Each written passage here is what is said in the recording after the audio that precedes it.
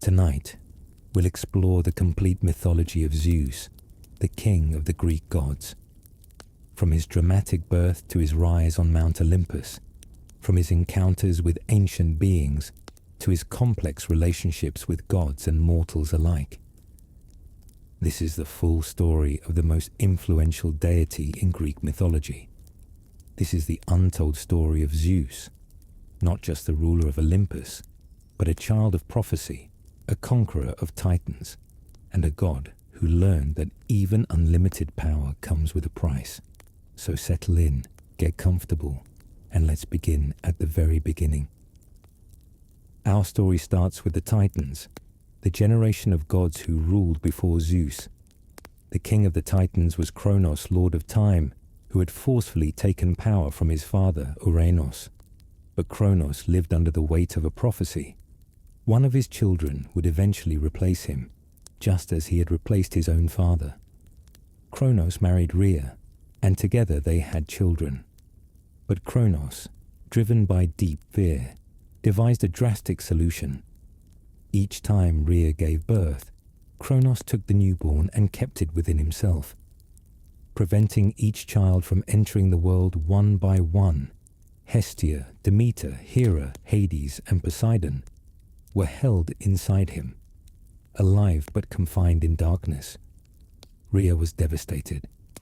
5 children were kept away from life because of her husband's fear. When she became pregnant for the 6th time, she knew she couldn't let the same fate befall her new child. She went to her parents, Gaia and Uranus, the earth and sky, and begged for help. They told her to go to the island of Crete, to a cave on Mount Ida. There, hidden from Kronos, Rhea gave birth to her 6th child, Zeus.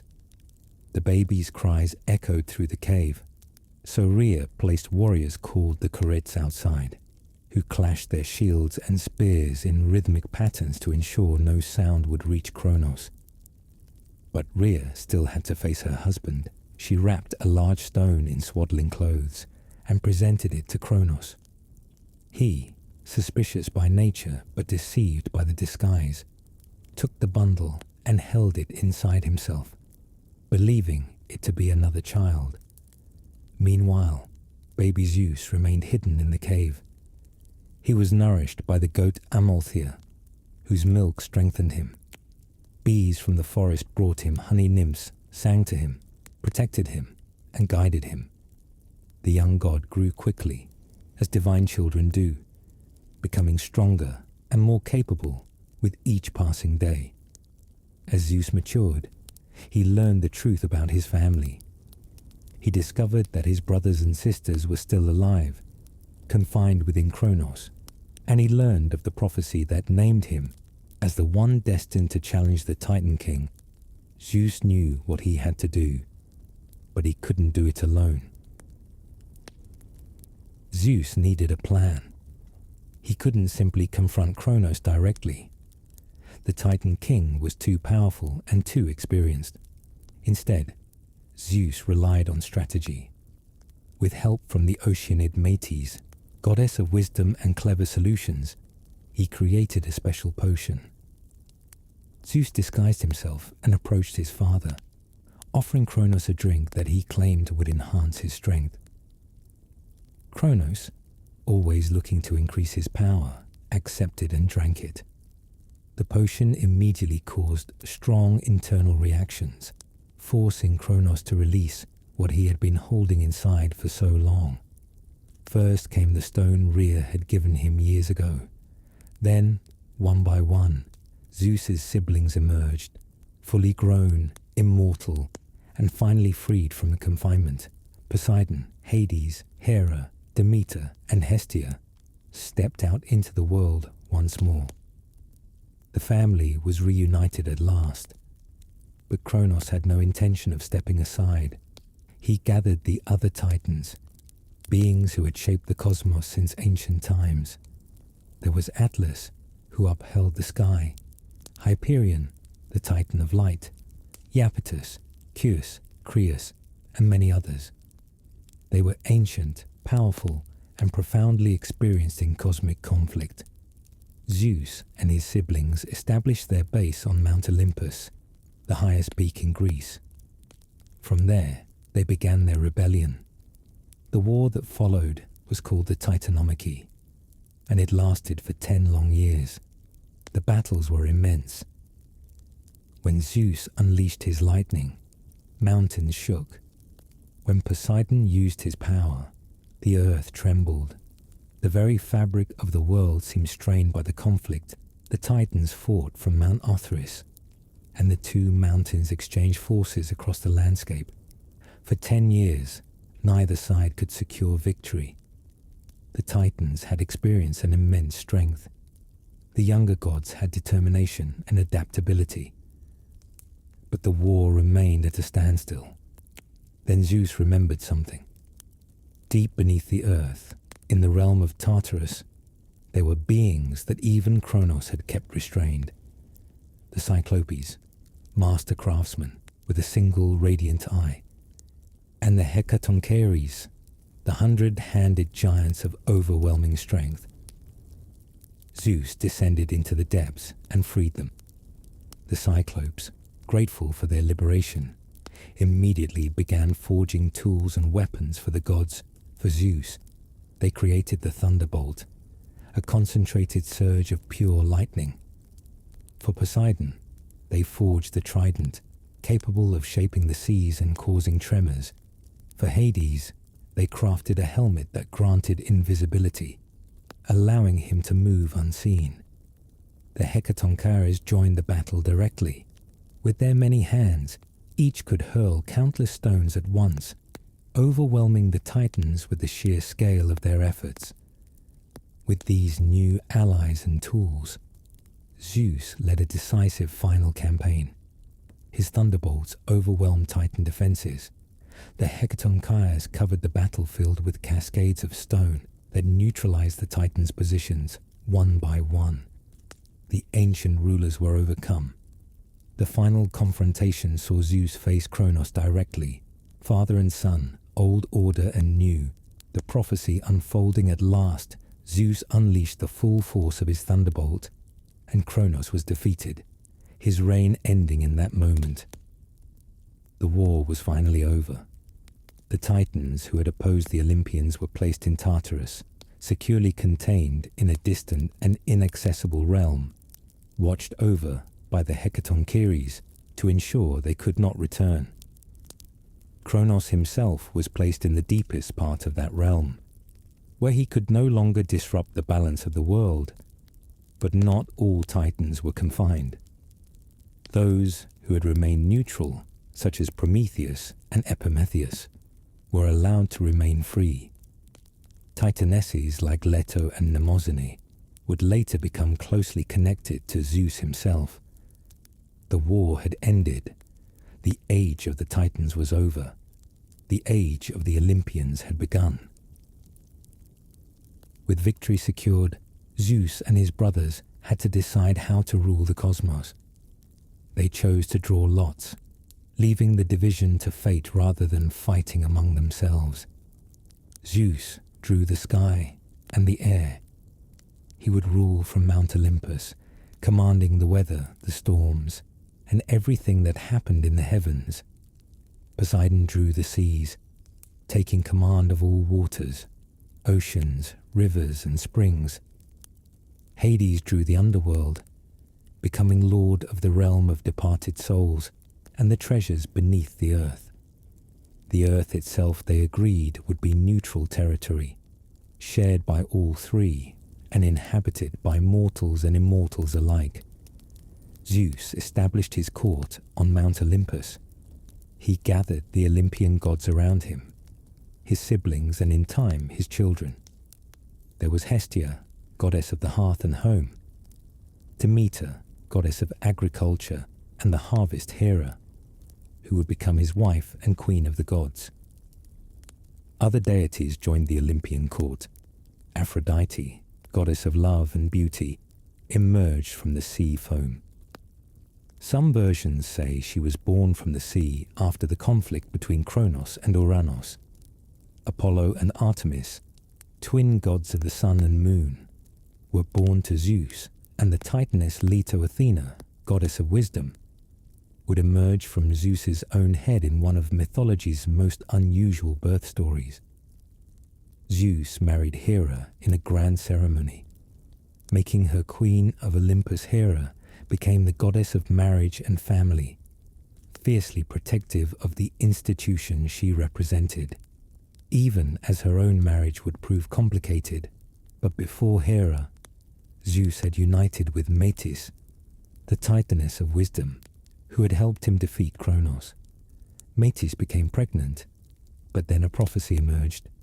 She would bear a child, who would eventually surpass Zeus, continuing the ancient cycle of succession. Zeus, hoping to prevent this fate, absorbed Metis into himself, much as his father had previously absorbed his children. But Metis was already pregnant, and the child continued developing within Zeus.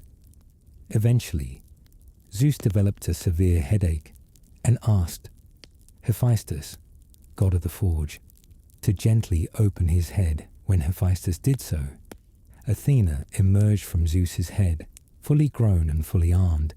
She became Zeus's favorite child, his trusted advisor, embodying wisdom and strategic warfare. And because she was a daughter, not a son, the prophecy was avoided. Zeus had found a way to break the cycle. Zeus established laws for both gods and mortals. He became Zeus, Xenios, protector of guests and travelers. Hospitality became sacred under his watch. He became Zeus Horkios, guardian of oaths. To swear by Zeus was to make a solemn and binding promise. He became Zeus Soter, the savior who protected cities and peoples. From his throne on Olympus, Zeus could see everything that happened in the world. The eagle became his sacred bird, flying high and seeing far, just as Zeus watched over all creation. The oak tree, mightiest of trees, was sacred to him. When thunder rolled and lightning flashed, the Greeks believed Zeus was speaking. Zeus's relationship with Hera was passionate, but often turbulent. She was his queen, his equal in many ways, commanding respect from all the gods. But Zeus's nature was restless, and his interest extended beyond their marriage. This caused ongoing tension between them, as Hera's protectiveness was as legendary as Zeus's numerous romantic involvements. Zeus had many companions, both divine and mortal. With the Titaness Leto, he fathered the twins Apollo and Artemis. Hera, upset and distressed, followed Leto closely during her pregnancy, making it difficult for Leto to find a place to rest. Finally, the floating island of Delos, which was not considered traditional land, offered refuge, and there the twins were born. Apollo became god of the sun, music, prophecy, and healing. Artemis became goddess of the hunt and the moon. With Maia, a shy mountain nymph and daughter of Atlas, Zeus fathered Hermes. Born in a cave on Mount Selene, Hermes showed his cleverness from infancy. On his first day of life, he invented the lyre and mischievously took Apollo's cattle, displaying the playful nature that would make him the messenger of the gods and patron of travelers, merchants, and clever problem solvers. Zeus approached the mortal princess Semele, appearing to her in disguise. When Semele became pregnant, Hera, disguised as an elder woman, persuaded her to ask Zeus to show his true divine form. Zeus, bound by a solemn promise, revealed his radiant presence. The sight was overwhelming for a mortal, and Semele could not withstand it. Zeus rescued the unborn child and protected him within himself until he was ready to be born. This child was Dionysus, who would become the god of wine, celebration, and theatre. With Europa, a Phoenician princess, Zeus fathered 3 sons. He appeared to her as a gentle white bull, and when she climbed onto his back, he carried her across the sea to Crete. There, she gave birth to Minos, who would become a great king, and Rhadamanthus and Sarpedon. The continent of Europe was named after her. The mortal woman Danae was kept in a bronze chamber by her father, who feared a prophecy that her son would one day bring about his downfall. Zeus visited Danae in the form of a shimmering golden light, and from this union came Perseus. One of the greatest Greek heroes, Perseus, would go on to face Medusa and rescue Andromeda. Leda, queen of Sparta, encountered Zeus in the form of a swan. She later laid eggs from which hatched Helen, whose beauty would inspire the Trojan War, Clytemnestra, and the twin heroes Castor and Pollux. And then there was Alcmene, a mortal woman whose husband was away at war. Zeus approached her while appearing similar to her husband. From this union came Heracles, the strongest of all heroes, who would complete the 12 labors and eventually ascend to Olympus as a god himself. Each of these stories created tension with Hera, who often opposed Zeus's companions and their children. She sent serpents to harm the infant Heracles. She caused Dionysus to wander in confusion. She transformed Io, one of Zeus's companions, into a cow and sent an insect to chase her across the world. She delayed Leto's childbirth, making her search tirelessly for a safe place. Zeus, in turn, sometimes protected those he cared about, and sometimes left them to face Hera's displeasure on their own, and his relationships were complex, reflecting perhaps the multifaceted nature of power, responsibility, and divine partnership. Zeus's reign was not without challenges. Despite his power, various beings dared to confront or deceive him, testing the limits of his authority. Prometheus, the clever Titan who had supported Zeus during the war, later came into disagreement with the king of gods. Prometheus cared deeply for humanity and wanted to help them progress. When Zeus denied humans the gift of fire, keeping it for the gods alone, Prometheus secretly brought fire to the earth and taught humans how to use it. Zeus was angered. Fire represented knowledge, technology, and civilization. Giving it to humans changed the balance between gods and mortals. As punishment, Zeus had Prometheus bound to a rock in the Caucasus Mountains, where each day an eagle visited him and caused him pain. Because Prometheus was immortal, he recovered each night, and the suffering repeated for many years until Heracles eventually freed him. But Prometheus had also misled Zeus during a sacrifice at Mecone. He divided a bull into 2 portions, one containing meat wrapped in hide and covered with the stomach, the other containing bones wrapped in glistening fat. He offered Zeus first choice. Zeus selected the bones wrapped in fat. From that day forward, humans would offer bones and fat to the gods while keeping the meat, and Zeus had agreed to this arrangement. The giants, children of Gaia, born from the conflict with Ouranos, rose up against the Olympians in a war called the Gigantomachy. These were not the Titans, but a new race of massive, powerful beings. A prophecy said that the giants could only be defeated if gods and mortals fought together. The giants attacked Olympus itself. Stacking mountains to reach the heavens, Zeus called upon his son Heracles to help. Together with the other Olympians, they faced the giants in a tremendous battle. Zeus used his thunderbolts, while Heracles struck with arrows one by one. The giants were overcome. Alcyoneus, Porphyrion, Enceladus, all were defeated. Athena placed Enceladus beneath the island of Sicily, where his movements were believed to cause earthquakes and volcanic eruptions. Perhaps the most dangerous challenge came from Typhon, a monstrous being born from Gaia and Tartarus. Typhon was enormous, taller than mountains, with many heads and serpentine legs. He breathed fire and could speak in the voices of many creatures. When Typhon advanced on Olympus, the gods fled to Egypt. taking the forms of animals to disguise themselves. Only Zeus faced him. The battle between Zeus and Typhon was catastrophic, shaking the entire world. They fought across land and sea, and their conflict tore the earth apart. Typhon was so strong that at one point he managed to take Zeus's tendons, leaving him unable to move. But Hermes and Pan recovered the tendons and returned them to Zeus strengthened again. Zeus pursued Typhon, striking him repeatedly with thunderbolts. Finally, Zeus lifted Mount Etna and placed it over Typhon, sealing him beneath it.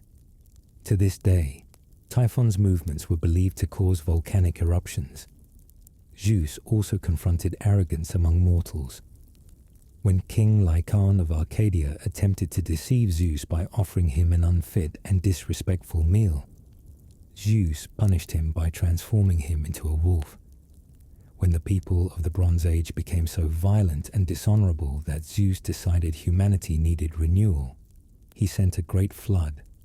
Only Deucalion and Pyrrha, warned by Prometheus, survived by constructing an ark.